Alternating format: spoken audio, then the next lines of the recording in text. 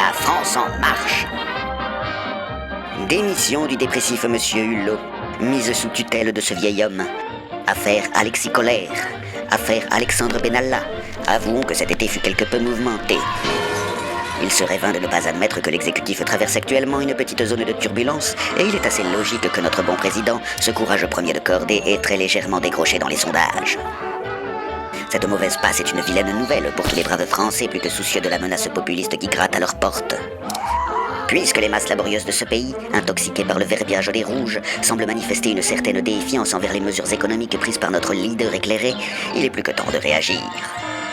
Mais vers qui se tourner pour recentrer le débat autour de thématiques plus anxiogènes? Laurent Wauquiez? Avouons que tous les efforts de démagogie que produit cet homme sont mis à terre par son charisme d'endive. Nicolas Dupont-Aignan?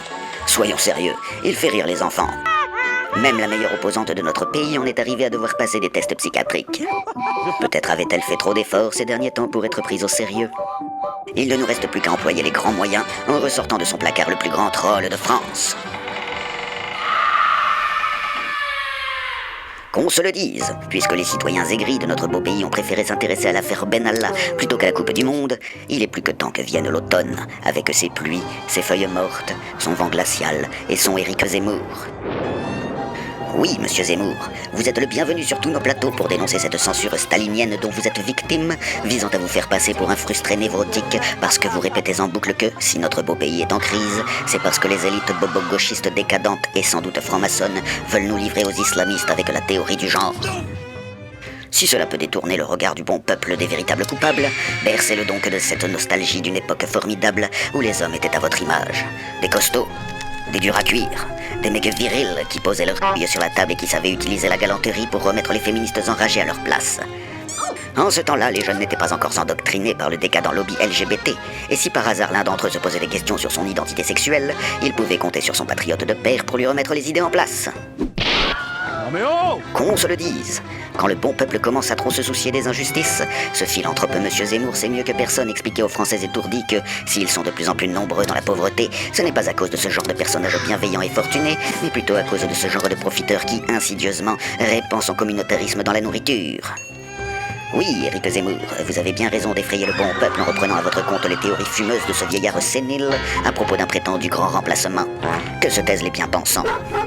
Les nations chrétiennes d'Europe qui, grâce à leur savoir-faire technologique, ont pu évangéliser les peuplades folkloriques des 5 continents pendant 400 ans, tout en pratiquant le commerce triangulaire et le massacre des Indiens d'Amérique, savent mieux que quiconque que, bien évidemment, cette bande de touristes souhaite à son tour envahir la France pour imposer le djihad.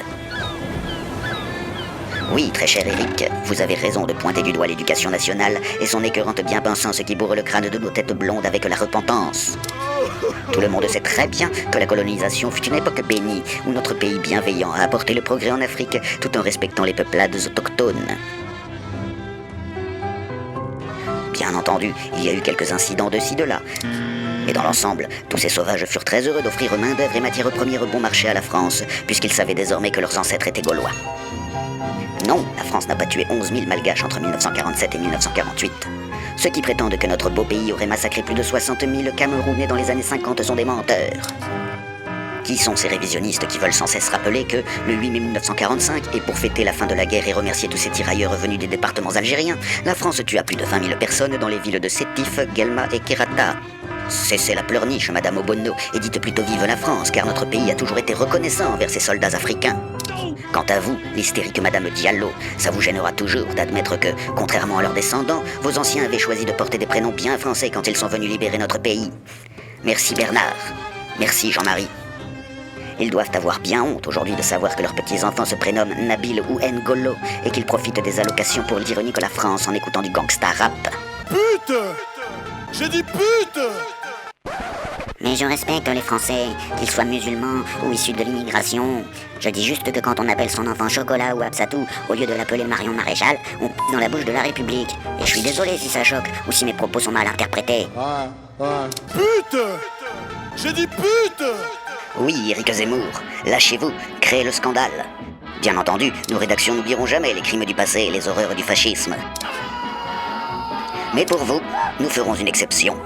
Continuez à réhabiliter le maréchal Pétain qui voulait sauver la France du péril rouge. N'oubliez pas d'ajouter que ce grand homme a sauvé beaucoup de juifs en offrant des séjours touristiques aux familles du Veldiv.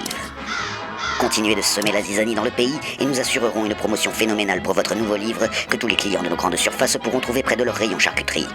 Sachez que comme tous les bons Français amateurs de lecture, nous sommes dès à présent tous impatients de découvrir très vite votre prochain opus.